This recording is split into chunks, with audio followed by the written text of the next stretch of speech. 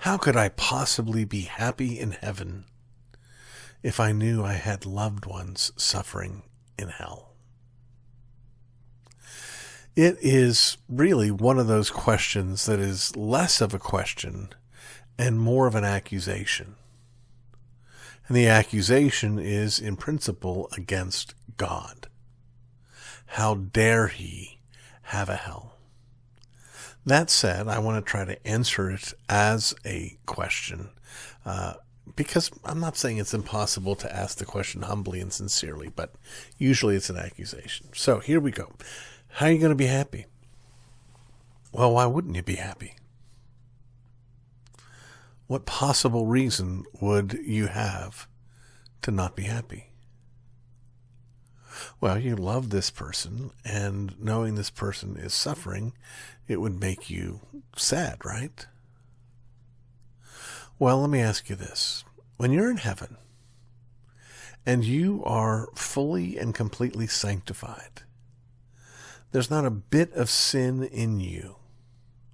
When you actually love the Lord your God with all your heart, mind, soul, and strength, when you delight in all of his perfections,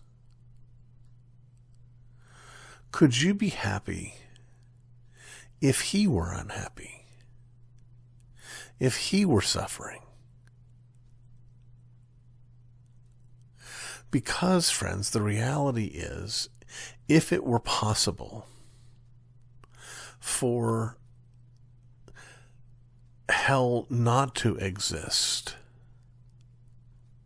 then God himself would be suffering.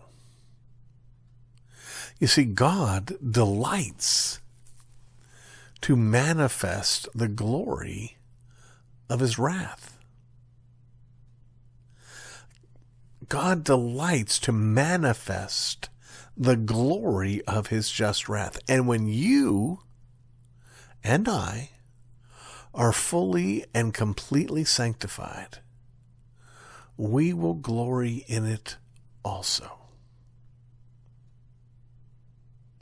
When you behold the suffering of the sinner in hell, even that sinner whom you may have loved ever so dearly, you will rejoice to see God's justice done. You see, the thing is, to be sad would be to suggest that justice is bad, that it would be better if there were not this justice, if injustice prevailed. Now, I don't want you to think that I'm a cold and heartless person who can't identify with that pain. I have friends that I love that are outside of the kingdom. I have friends that I've loved who have died outside of the kingdom. And it is a horrible, dreadful thought to consider not just their suffering now, but their suffering on into eternity. It is an unpleasant thought.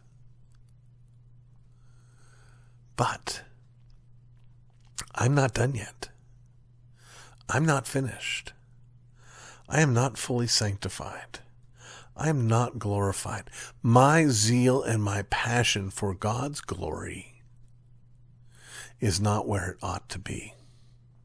You know, the Apostle Paul in Romans chapter 9, in dealing with the question of God's sovereignty and eternity, says this: what if God, wanting to make known the glory of his wrath, prepared beforehand vessels fit for destruction and vessels for mercy? Hell does not exist as a secondary thought. It's not that black velvet on which God sets the diamond of his grace in heaven.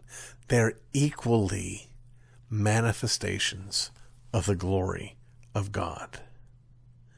And when we are a part of that glorious diamond that will be heaven, we will rejoice at the manifestation of the glory of his just wrath.